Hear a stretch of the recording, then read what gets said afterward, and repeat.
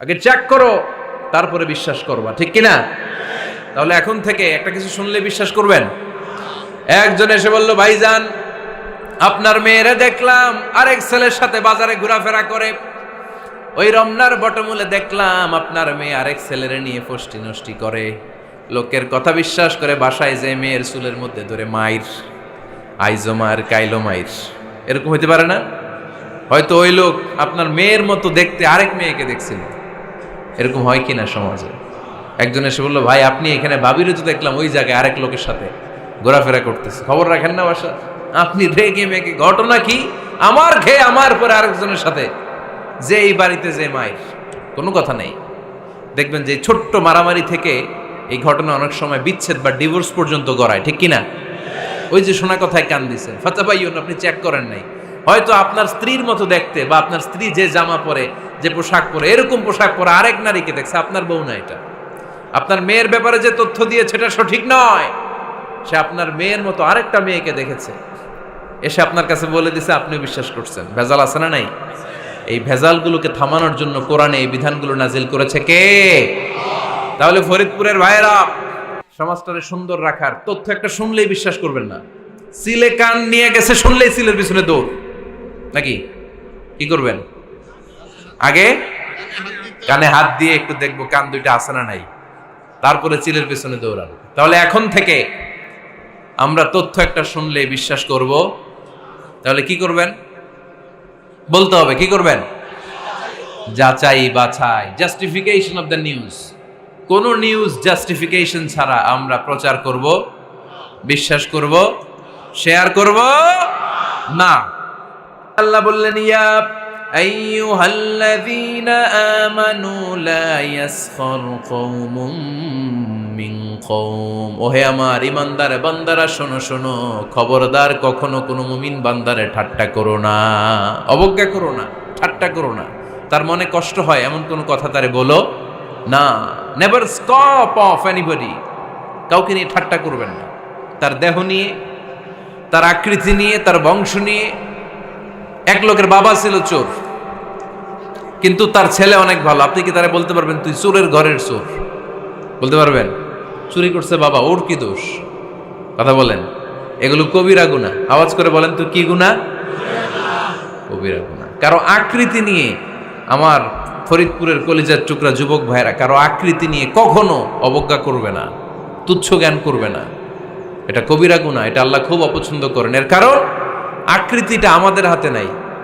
আমাদের কারো নাক লম্বা, কারো খাটো, আমরা কেউ কালো, কেউ সাদা, আমরা কেউ স্মার্ট, কেউ অন্যরকম।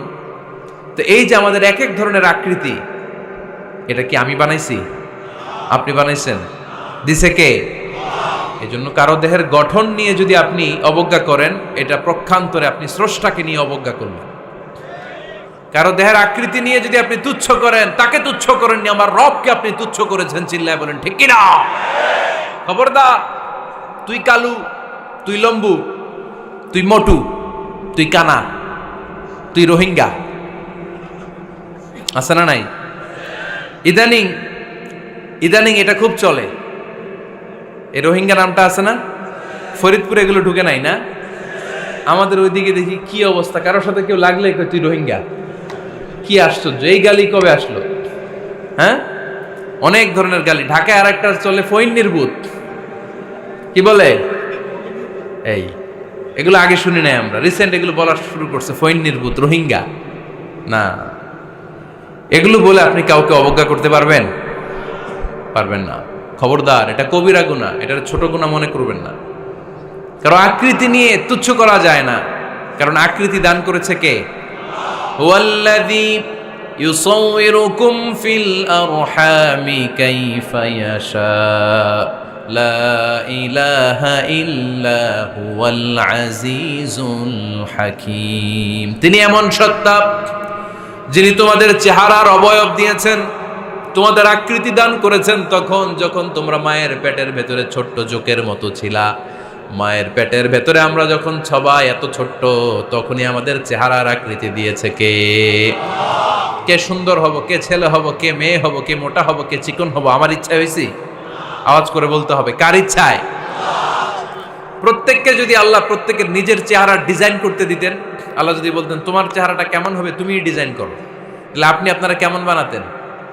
হ্যাঁ বলেন, ফরিদপুরের ভাইরা বলেন, সুন্দর করে বানাতেন তাই না? সবচাইতে স্মার্ট, সবচেয়ে সুন্দর করে আমি আমার চেহারাটা বানাতাম যদি আমাকে ডিজাইন করার সুযোগ দেওয়া হতো। কিন্তু এই সুযোগ তো আল্লাহ দেন নাই। ডিজাইন স্বয়ং করে দিয়েছেন কে? কোন নারীকে যদি আল্লাহ বলতে এই নারীরা তোমাদের চেহারা কার কেমন লাগবে তোমরা বানাও, প্রত্যেক নারী কি করতো? বিশ্ব সুন্দরী করে নিজেকে বানাতো। খুদ ধরার মতো কোনো জায়গা সে নিজের জন্য রাখতো না, ঠিক কিনা? কিন্তু এটা আল্লাহ দেন নাই। এই আকৃতিটা আমাদেরকে সরাসরি দান করেছেন কে? খবরদার, আমাদের অনেকে বিকলাঙ্গ, আমাদের অনেকের হাত ছোট, পা বড়, দেখতে মোটা, কেউ চিকন কেউ কালো। খবরদার, কারো আকৃতি নিয়ে কখনো কোনো অবজ্ঞার সুরে, ঠাট্টার সুরে কোনো কথা আমরা বলবো না। রাজি আছেন? সবাই রাজি আছেন? আল্লাহ রাসূল সাল্লাল্লাহু আলাইহি ওয়াসাল্লামের এক সাহাবী ছিল, নাম ইবনে মাসউদ রাদিয়াল্লাহু তাআলা আনহু। ওনার পায়ের নলা ছিল খুব চিকন, অস্বাভাবিক চিকন, স্বাভাবিক না। তো উনিও এটা ঢেকে রাখতেন, দেখাতেন না কাউকে। একদিন উনি খেজুর পাড়ার জন্য খেজুর গাছে উঠলেন। খেজুর গাছে ওঠার পরে নিচ থেকে সাহাবারা পায়ের চিকন নলা দেখে ফেলছে। দেখে সবাই হাসি, সবাই হেসে কুটি কুটি। বিশ্বনবী বললেন, হেসো না, খবরদার, আমার ইবনে মাসুদের পায়ের চিকন নলা দেখে হেসো না। আমার ইবনে মাসুদের এই পায়ের চিকন নলা যদি মিজানের পাল্লায় উঠিয়ে দেয়া হয়, কিয়ামতের দিন উহুদ পাহাড়ের চেয়েও ভারী হয়ে যাবে। খবরদার, আমার ইবনে মাসুদকে আমার আল্লাহ অনেক পছন্দ করে, তার পা চিকন দেখে তাকে তুচ্ছ করো না।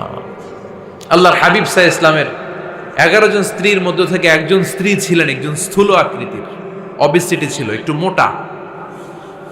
ওনার নাম ছিল সাফিয়া রাদিয়াল্লাহু তাআলা আনহা।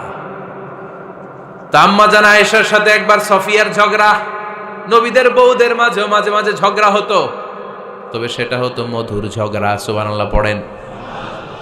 আম্মা জান আয়েশা রাদিয়াল্লাহু তাআলা আনহার বাসায় একদিন বিশ্বনবী বসা ছিলেন। আরেকজন স্ত্রী, বিশ্বনবীর আরেকজন স্ত্রী রান্না করে কিছু খাবার আম্মা জান আয়েশার ঘরে পাঠিয়েছেন। এক দাসী দিয়ে বলল, যাও এটা আয়েশার ঘরে দিয়ে আসো, কারণ নবী আয়েশার ঘরে। আম্মা জান আয়েশা রাদিয়াল্লাহু তাআলা আনহা বললেন, এগুলো কি? ওই দাসী বলে, তরকারি। কে দিছে? অমুক স্ত্রী। কেন দিয়েছে? আমি কি রান্না করতে পারি না? তোমরা রান্না তোমরা খাও। এই কথা বলে পাতিল সহ উড়ায় মারছে চেহারার মধ্যে। এর কারণ ওনারা মানুষ ছিলেন, মানবীয় ব্যাপারগুলো ওনাদের মধ্যেও কাজ করত। আবার এক স্ত্রী ঝোল দিয়ে রান্না করে কিছু খাবার নিয়ে এসেছে। আম্মা জান আয়েশা রেগে মেগে ওই ঝোল নিয়ে ওই স্ত্রীর গালের মধ্যে মেখে দিয়েছেন। বিশ্বনবীর আরেক বউয়ের গালের মধ্যে ওই ঝোল লাগাই দিস। এবার ওই স্ত্রী বিশ্বনবীর কাছে যেয়ে বলে, ইয়া রাসূলুল্লাহ, দেখেন আয়েশারে আপনি বেশি আদর করেন তো, দেখেন কি করে আমাদের সাথে। এই যে আমাদের গালের মধ্যে ঝোল মাখাই একেবারে মেকআপ বানাই দিচ্ছে। বিষ্ণু ইসা ইসলাম বললেন, তাই আয়েশাকে ডাকো। আম্মা জান আয়েশা রাদিয়াল্লাহু তাআলা আনহা আসলেন।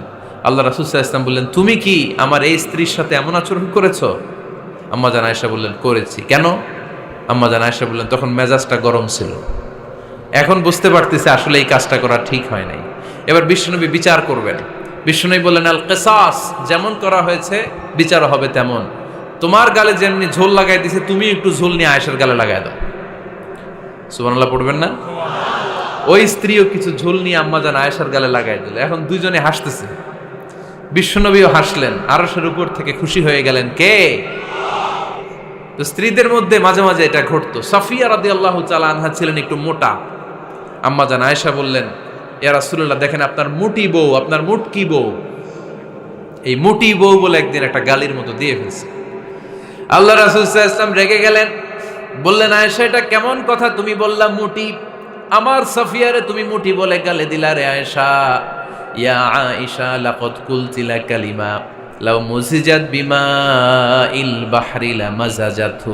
এমন একটা মন্তব্য তুমি সাফিয়ার ব্যাপারে করে ফেলেছো রে আয়েশা, এই কথাটা যদি সাগরের নীল পানির মধ্যে ছেড়ে দেয়া হয়, এই কথার পঙ্কিলতার কারণে, এই কথার কর্দমাক্ততার কারণে, এই কথার পঙ্কিলতার কারণে সাগরের সব পানিগুলো মুহূর্তের মধ্যে কালো হয়ে যাবে।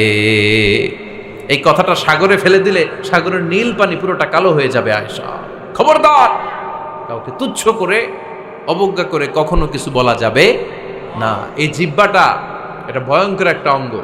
বেশিরভাগ পাপ এই জিহ্বা দিয়ে হয়। কি দিয়ে হয়? এজন্য সাহাবারা জিহ্বা ধরে মাঝে মাঝে জিহ্বার মধ্যে ব্যাত মারতেন। আর বলতেন জিহ্বা তোর জন্য আমি আটকে যাব কিয়ামতের দিন। আমলিক আলাইকা লিসানাক, নিজের জিহ্বার মালিক নিজে হন। আপনার জিহ্বার মালিক যেন শয়তান না হয়ে যায়। জিহ্বা আপনার, শয়তানের ভাষায় আপনি কথা বলেন কেন? খবরদার, প্রতিটা কমেন্ট, প্রতিটা কথা, প্রতিটা মন্তব্য, এগুলোর ব্যাপারে কিয়ামতের দিন পাই টু পাই করে আপনার কাছে আল্লাহর সুপ্রিম কোর্টের কাঠগড়ায় দাঁড় করিয়ে আপনারা জিজ্ঞেস করবে কে? এজন্য বিশ্বনবী বলছেন মাইয়াদমানলি মা বাইনা লিহিয়াইহি ওয়া মা বাইনা রিজলাইহি আদমান লাহুল জান্নাহ। আমার কোন উম্মত যদি দুইটা অঙ্গের গ্যারান্টি আমারে দেয়, আমি আমার উম্মতকে জান্নাতের গ্যারান্টি দেব। দুইটা অঙ্গের, একটা হলো জিহ্বা আর একটা লজ্জাস্থান। দুই চোয়ালের মাঝে যা থাকে লিজ্জা জিহ্বা, আর দুই পায়ের মাঝখানে যা থাকে লজ্জাস্থান। এই দুইটা অঙ্গের গ্যারান্টি যদি বিশ্বনবীকে আপনি দেন যে নবী জিহ্বা আর লজ্জাস্থান এই দুইটা অঙ্গের কোনো পাপ আমি করব না, নবী বলে আমি দুনিয়ায় তোমার জান্নাতের গ্যারান্টি দিলাম। এজন্য জিহ্বাটারে সামলান, যা মনে চায় বললেন না। খবর আছে না নাই? খবর আছে। মা ইয়ালফিযু মিন কাউলিন ইল্লা লাদাইহি রাকীবুন আতীদ। যা মুখ দিয়ে বের হয় লিখে রাখার জন্য দুইজন ফেরেশতা রেডি করে রেখেছে কে? চিল্লায় বলেন। যতদিন আমরা বেঁচে থাকবো ততদিন থাকবে আমাদের কাঁধে। আমরা মরে যাবো, এই ফেরেশতারা উড়াল দিবে, ঠিক কিনা? দুই কান্দে জি ছিল যে তোমার দুইজনা পাহারা, তোমারে একলা থইয়া পালাইছে তাহারা। তোমার আটকুঠুরি নয় দরজা বন্ধ এবার হলো রে হলো। মুখে আল্লাহ রসুল সবে বলো, ও মুখে আল্লাহ রসুল সবে বলো। দুয়ারে আইসাছে পালকি নাই হরি গাও তোলো রে তোলো। মুখে আল্লাহ রসুল সবে বলো, ঠিক না? এজন্য সাবধান। আমলিক আলাইকা লিসানাক, নিজের জিহ্বার মালিক নিজে হন। মন যা চায় মুমিন তখন ইচ্ছা মতো মন মতো কোনো মন্তব্য ছুটতে পারে না। বিশ্বাসী বলে যদি নিজেকে দাবি করেন, নিজের জিহ্বার মালিক নিজে থাকার দরকার আছে না নাই?